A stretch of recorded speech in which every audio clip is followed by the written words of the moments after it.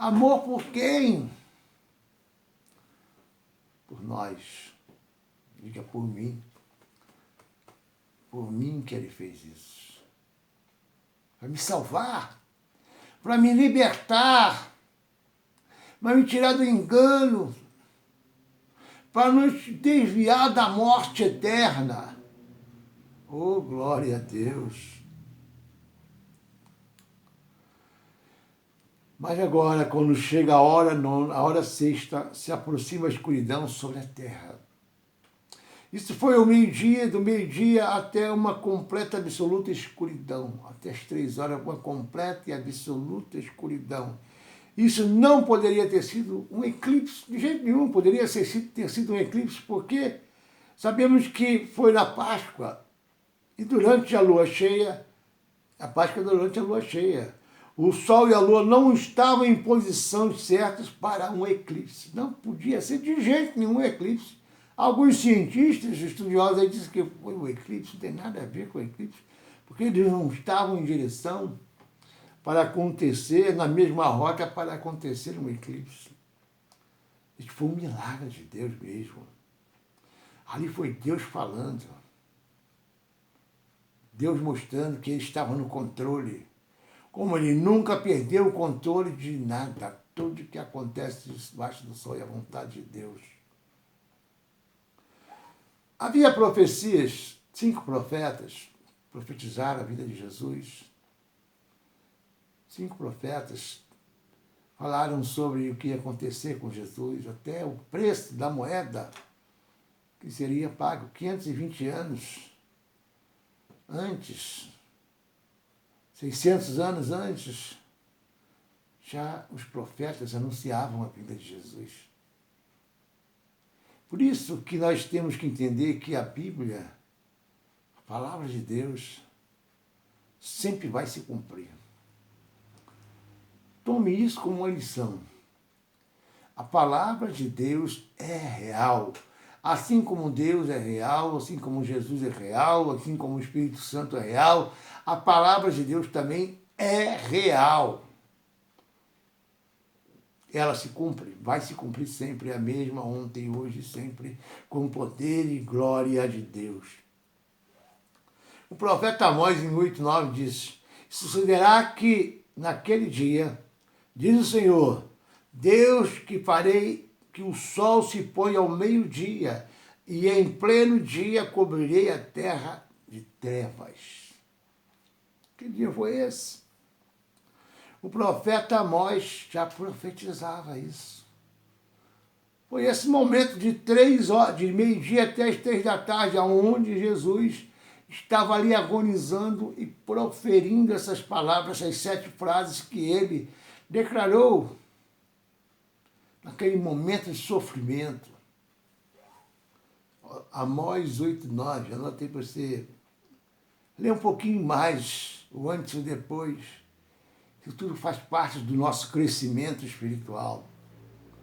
Isso tudo vai nos edificar, nos enriquecer em conhecimento, em sabedoria, para que nós possamos entender mais a mente de Deus, o coração de Deus, a vontade de Jesus, a obra do Espírito Santo, porque os 3 trabalham juntos, são um só. E a segunda profecia foi do profeta Miqueias. Em Miqueias 5:3 fala aí, e ele porá de pé e apacentará seu rebanho com força de Javé, Deus, com a majestade do nome de Javé, Jesus, e seu Deus habitarão, e habitarão com seu Deus, seguros, porque ele será grande e até os termos dos confins da terra. Ele será, ele sempre é, porque ele nunca deixou de ser. Eu sou. Nunca deixou de ser o eu sou. Eu sou a luz do mundo, eu sou o pão da vida, eu sou o sal da terra. Eu sou a ressurreição e a vida. Ele continua sendo, ele nunca deixou de ser. Nunca. porque ele é eterno, nunca deixará de ser, ele é eterno. Pensa bem nisso. A terceira profecia, tem muitas profecias, eu separei só 5 profecias, mas tem muito mais na Bíblia. Os salmos falam também da vida de Jesus, do que ele passou na cruz. A terceira profecia foi em Jeremias 23, 5 e 6. Um renovo da justiça, eis que vem dias, diz o Senhor, que levantarei a Davi um renovo justo e reinará e agirá sabiamente e executará o juízo e a justiça na terra. Quem foi? Jesus, Rei dos reis, Senhor dos senhores, o general do nosso exército. Jesus. Yeshua. Glória a Deus. Glória a Deus. O renovo de justiça, eis que vem dias. Esse dia chegou para mim um dia. Já chegou na sua vida, já chegou na vida de muitos. E ainda tem para chegar na vida de muitos ainda. E vai chegar. Diga glória a Deus. A quarta profecia, Zacarias 11, 13. Então disse o Senhor, arroja isto ao olheiro, este magnífico preço que fui avaliado por eles.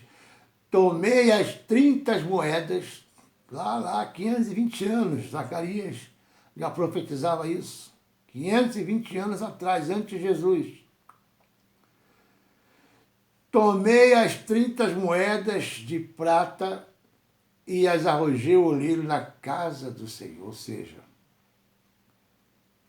ele foi avaliado. Quando Judas vendeu Jesus, entregou Jesus na mão dos sacerdotes daquela época, que já estavam por aqui com Jesus, dos milagres que ele fazia, as maravilhas que Jesus fazia, os ensinamentos que Jesus pregava. Isso incomodava os sacerdotes da época. E eles arrumaram um plano.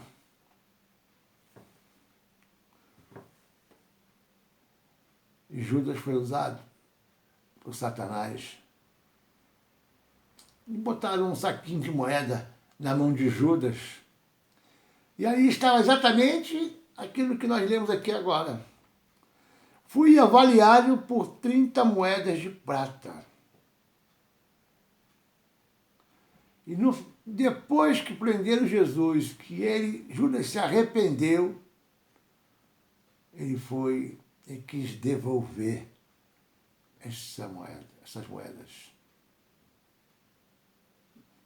Foi lá entregar. Não quero mais essa moeda aqui, não. Não quero mais essa moeda, não. Eu fiz uma coisa errada. Ou seja, bateu o remorso, bateu o arrependimento. Ele começou a ficar maluco, porque ele fez uma coisa terrível. Foi usado por Satanás.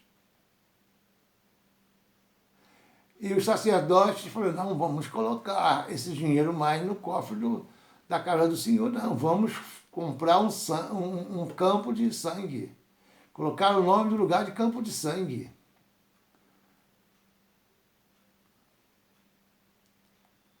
Misericórdia, Senhor. Todo o plano de Deus já estava sendo anunciado. Anunciado. Porque era plano de Deus. Deus sempre avisa antes o que vai fazer. Deus sempre mostra antes o que vai fazer. Glória a Deus. E a quinta profecia está lá em Isaías 61, 1. Diz assim, o Espírito do Senhor está sobre mim para pregar boas novas aos quebrantados de coração e proclamar a libertação aos cativos e pôr em liberdade os algemados. Ou seja, ele estava falando de Jesus. O Espírito do Senhor. Ele veio, também foi cheio do Espírito Santo, para poder fazer as obras a qual Deus o enviou para fazer. E ele fez com maestria, com majestade. Diga glória a Deus. Misericórdia, Cristo suportou o sofrimento do ridículo, da vergonha, ao ser pendurado sobre a cruz. Deus apagou as luzes para ele não ser visto daquele jeito, completamente quase nu. Era uma vergonha, era um ridículo para o filho do rei, o rei dos judeus. Botaram na cruz, escrito, Rei dos Judeus, misericórdia, misericórdia. Cumprimento. A humanidade estava sob as garras da escuridão e do pecado. Jesus entrou na escuridão do pecado para que todos pudessem ser libertados das suas trevas para a sua glória, luz gloriosa. Glória a Deus, glória a Deus, glória a Ti, Senhor. Isso é para você entender, conhecer mais, entender mais essa obra tão valiosa e poderosa para nós, para a humanidade. Quanto valeu aquela morte para você? 30 moedas de prata? Quanto vale o preço da salvação? Ser desviado do caminho da morte eterna para um caminho da luz eterna. Quanto vale isso para você, para mim, para nós? E quem reconhece, quem crê que isso é realidade? Quanto vale isso? Não dá nem para se imaginar, nem calcular. Preço da salvação não tem preço. Primeiro porque não tem preço. Não se pode pagar a salvação. Não se pode. Salvação é pela graça. É pela fidelidade, por você andar no caminho, Jesus olhar para você. Esse me serve, esse me ama, esse guarda meus mandamentos, esse vive agradando o meu coração, alegrando o meu coração. Entra. Fica comigo. Quero que você viva eternamente comigo. Assim que Jesus vai falar. Vinde, benditos do Pai.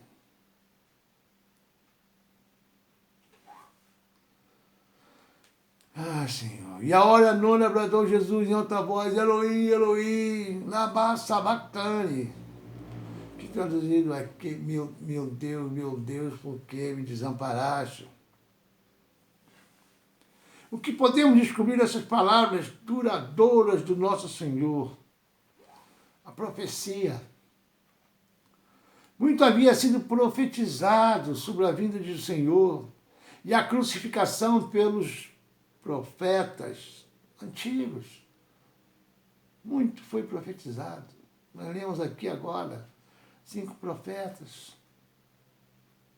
Quando Jesus fez a sua entrada para este mundo, andou entre os homens, morreu e ressuscitou. Ele cumpriu cada uma dessas profecias ao pé da letra. Não desviou nem um centímetro do propósito, da direção que Deus mandou que ele fizesse. E ele cumpriu. Como nós estamos com a vontade de Deus? Você já parou para pensar? A quem você está servindo depois de aceitar Jesus? Você já parou para pensar que a sua vida está faltando algo muito especial? Que é Jesus na sua vida? Aqueles que não conhecem, não reconhecem, não declararam Jesus como seu Senhor, até aqueles que já aceitaram Jesus, que ainda estão com um pé no mundo e um pé no reino, na igreja. E tem isso também. Tem isso também. Como você está andando? Um pé lá e outro cá, ou os dois pés de um lado só? Fale para você mesmo. Pergunte para você mesmo como eu estou. Como eu estou com Jesus? Como eu estou com a palavra? Se eu olhar para o espelho da palavra, como é que eu vou me ver?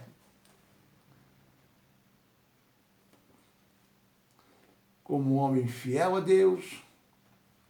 Como um infiel? Como aquele que está se enganando a si próprio? Ou um mentiroso? Ou duas caras? Ou outra coisa, não sei. Mas nós gostamos de ficar na frente do espelho, pentear o cabelo, as mulheres passar um batom, uma sombra, e se olha no espelho. E o que você vê quando você olha no espelho? Meu cabelo está assim, meu cabelo está assado, estou com olheira, estou com isso, estou com aquilo. Mas e o espiritual? Você olha muito para o físico, quando olha no espelho. Mas dá para você dar uma enxergadinha no seu espírito, na sua vida espiritual, no seu compromisso com Deus, na sua fidelidade com Deus, se você está honrando a Deus, se você está o servindo em espírito e verdade, como você está com Deus? Ele nos chamou para estar com Ele, pelo caminho dele. E como nós estamos andando? Como nós estamos andando com Deus? Boa pergunta, pastor. Boa pergunta. Pergunta para você mesmo isso. Pergunta para você mesmo. Nunca houve um tempo em que Jesus não agradou a Deus. Nunca houve um tempo em que ele pecasse ou precisasse pedir perdão. Ele era justo. Não teve um pecado, algo que o acusasse de pecado. Alguém que o acusasse de pecado. Muitos falaram mentira dele. Mentiram a respeito. Diziam que ele expulsava demônio por Beelzebub, que era um embusteiro, enganador. Mas mentirosos são os outros, enganadores são os outros.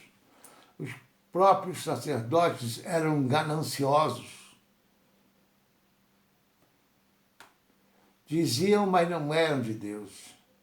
Diziam-se de Deus, mas não eram de Deus. Eram de si próprios. Diga glória a Deus, só misericórdia, Senhor. Só misericórdia, Senhor, só misericórdia. Isso certamente deve nos fazer olhar para o nosso pecado de uma perspectiva diferente. Se Deus não tolerou o pecado ou mesmo olhou para ele quando foi colocado em seu Filho, quem somos nós para pensar que podemos pecar e sobreviver? Já pensou nisso?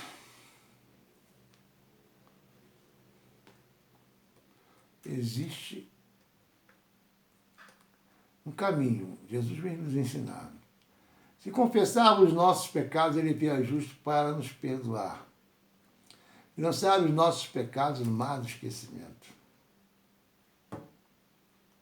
Isaías 53, 10 fala assim: todavia foi a vontade do Senhor esmagá-lo, fazê-lo enfermar, quando ele se puser como oferta, ou seja, como sacrifício, pelo pecado, verá a sua posteridade, prolongará os seus dias, e a vontade do Senhor prosperará nas suas vidas, nas suas mãos. Deu para entender isso? Ele se fez pecador. Todavia, a vontade do Senhor foi moê-lo, esmagá-lo, fazendo enfermar. Isso não foi um erro ou um acidente. Não foi erro, nem acidente. Cristo não havia simplesmente sido pego no ódio e no plano desonesto daqueles que procuravam matá-lo. Aquilo que eu falei antes. Não foi o Pilatos, não foram os sacerdotes, nem o povo. Foi a vontade de Deus. Esta foi a vontade de Deus desde antes da fundação do mundo. Deus e Cristo sabiam que chegaria o dia em que ele levaria os pecados do mundo. Sabiam?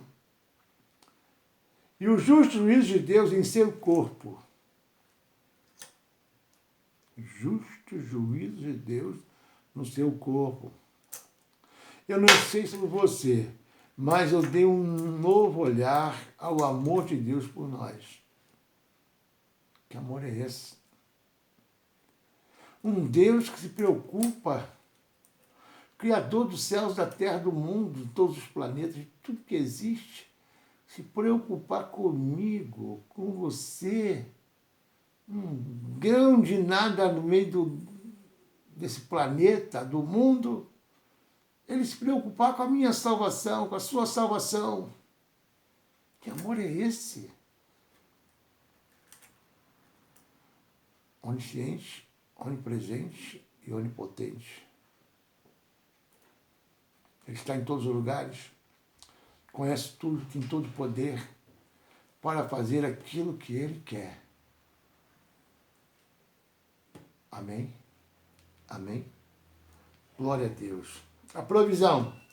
E a hora nona bradou Jesus em alta voz, mais uma vez. Isso é para a gente gravar isso. Eloi, Eloi, lama sabachthani. Há uma verdade maravilhosa que não podemos ignorar quando consideramos essa declaração do nosso Senhor.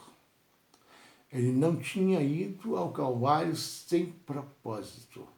Ele foi ao Calvário com propósito. Deus nunca teria permitido isso se não estivesse em seu plano. Cristo nunca teria se submetido a essa terrível morte se ele não estivesse disposto a comprar nossa redenção. E ele comprou, ele pagou e ele consumou. Amém? Vamos orar. Pai, em nome de Jesus, nós agradecemos a Ti. Hoje só queremos Te agradecer por tudo que Jesus fez na cruz. O Seu Filho amado fez na cruz por nós. Agradeça aí, você que está orando comigo, porque foi uma obra muito grande, valiosa, poderosa que Ele fez. Em nome de Jesus, nós Te agradecemos, Pai.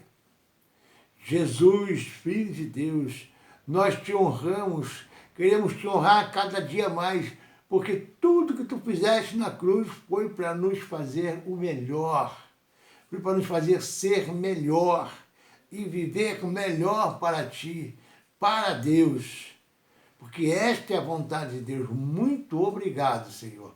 Nós glorificamos o Teu nome, exaltamos o Teu nome e queremos Te dar toda a honra e toda a glória, para a glória de Deus Pai. Amém. Deus abençoe a todos, que a paz do Senhor esteja com vocês, que a glória de Deus enche a sua casa, a sua família, e que cada dia mais você possa reconhecer a obra que Jesus fez na cruz por você, por cada um de nós. Em nome do Pai, do Filho e do Espírito Santo de Deus. Amém.